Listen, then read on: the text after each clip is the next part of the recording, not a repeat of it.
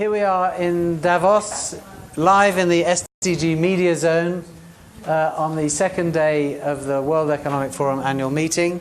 I'm Dan Thomas from the United Nations Global Compact, and I'm joined this morning by Payal, Parekh, the media spokesman for Collective Strike, WEF, and Arne Junghans, one of the members of the Collective Strike, WEF. Thank you so much for joining us. Thanks for inviting us. Yeah, you're welcome. First of all, tell us about the march that ended, I think, yesterday. Who was on the march, and what was the idea? Why don't you start, Arne? Yeah, thank you very much. So, yes, the march just ended yesterday, and it was a wonderful action to show that there's also a lot of people which have really a lot of doubts if the World Economic Forum is the right institution for having the goals that it would have. So yeah, we organized a huge march which started in Landquart and went then up to 50 kilometers up here to Davos. So over 3 days we marched through deep snow, through cold weather, and we also had snowing temperatures and so on. Who was on the march, Payal? Who was on the march? What kind of people? Yeah, people from all walks of life. Yeah. We had, over the 3 days, not everyone marched all 3 days, but about 1,500 people.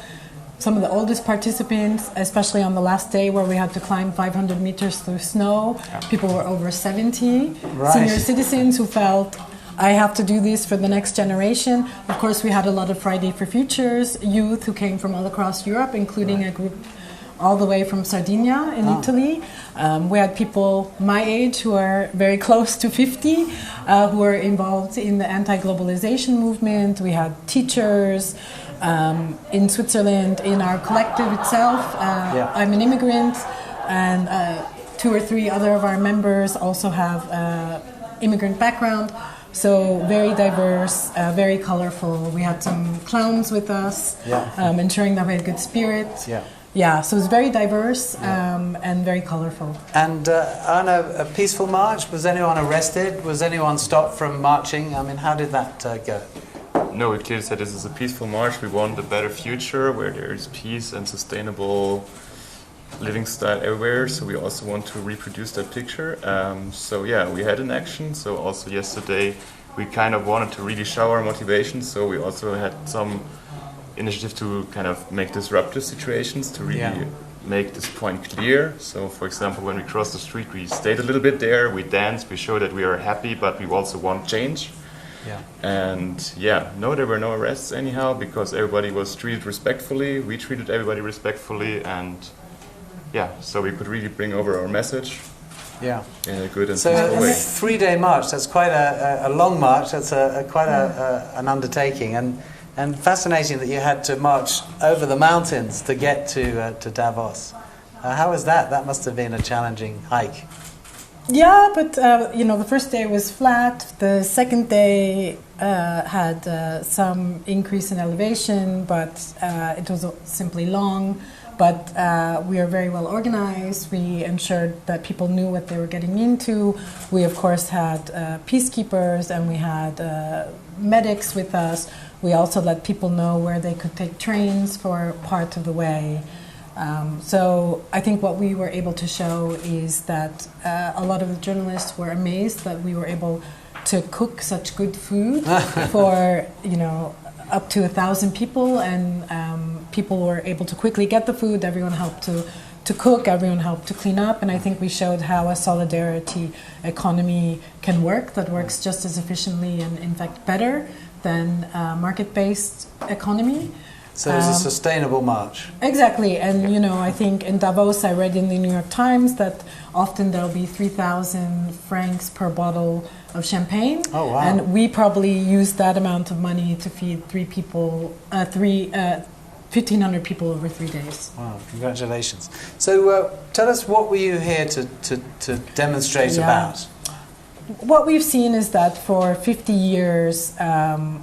Actually, progress to a better world has been blocked, and that's why we also symbolically blocked the street yesterday, because we decided we will block the WEF because they've blocked progress.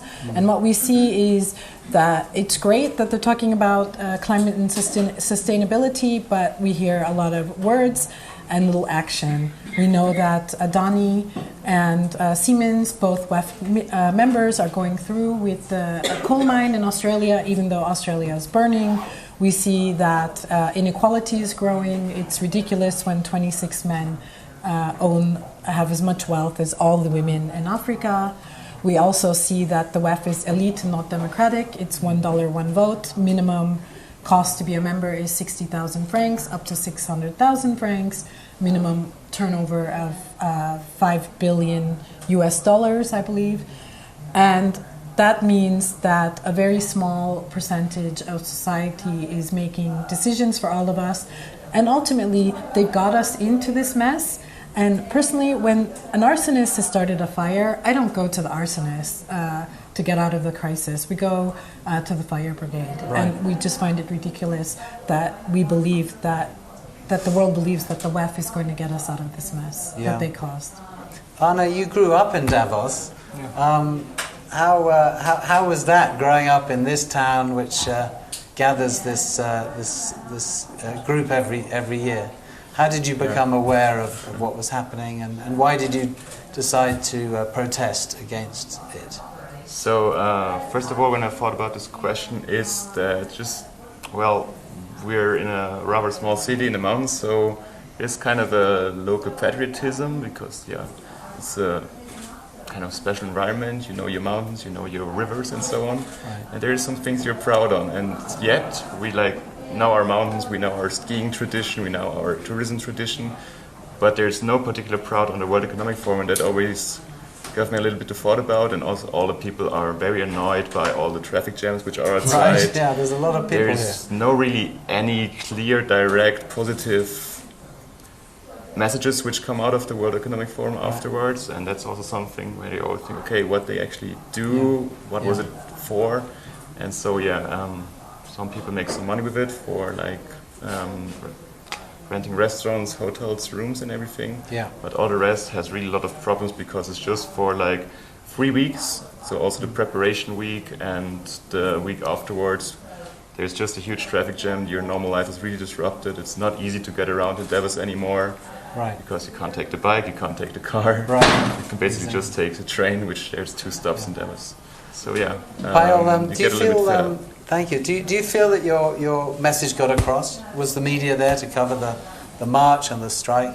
Yeah, it was the first time in almost 20 years that there had been action, and I think given that it was colorful, we were determined, it was peaceful, and being from India and having a grandfather who was in the independence movement in India, we really took inspiration from the Salt March in India and MLK's marches during the Civil Rights Movement. And I think that struck a chord with the locals in the valley as well as local or national Swiss media and international media. Yeah. And I think we showed that increasingly the majority of the world is with us and not with the large corporations who act in their interests and the interests of their shareholders. Do you think your message got across to the companies of the world?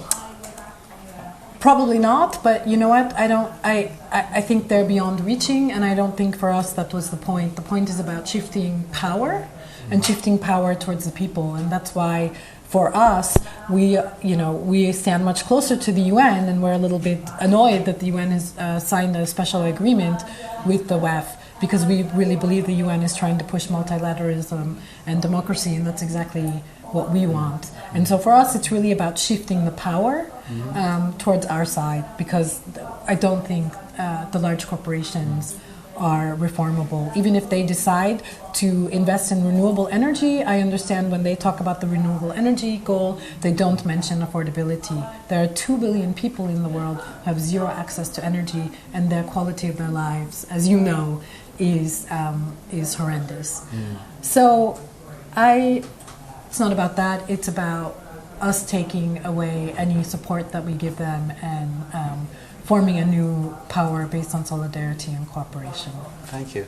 And Arne, the final word to you. Young people around the world have really sort of taken up this initiative, these climate strikes. Greta Thunberg has been one of the young activists who have kind of led this this movement. Were you inspired by Greta's movement and the climate strikes on Friday around the world? Not directly. I was already before strongly involved in the movement, and I think it became clear to all the young people also before any big impacts by, for example, Greta Thunberg. It's just really a thing which the youth has to think about now strongly. The climate change will affect our whole life so strongly.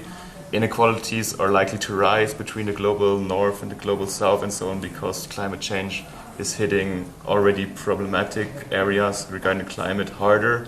There will be more droughts or more high waters and so on. So inequality will rise, and also otherwise for a lot of people which are now young, they can see that in a few years the base of life will get harder to reach, and so we have to really act now, and that's why the youth is on the streets now.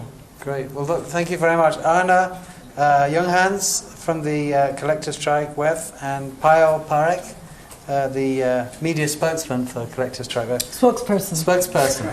Thank you very much for joining us. Thank you very much. Thank you. Thank you.